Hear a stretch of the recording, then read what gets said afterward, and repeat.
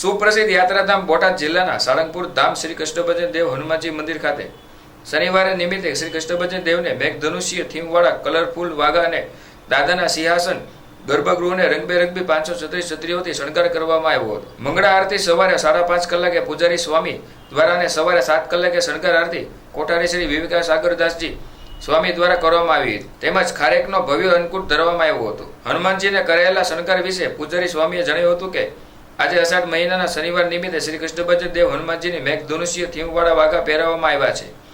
આ વાઘા 7 દિવસની મહેનત અમદાવાદથી એક ભક્તે મોકલ્યા હતા. આ ઉપરાંત દાદાના સિંહાસન ગર્ભગૃહ અને મંદિર પરિસરમાં 536 રંગબેરંગી છત્રીઓનું ડેકોરેશન કરાયું છે.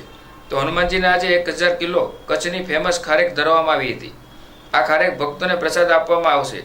હજારો ભક્તોએ આ નેરા દર્શનનો લાભ લઈ ધન્યતા અનુભવી હતી.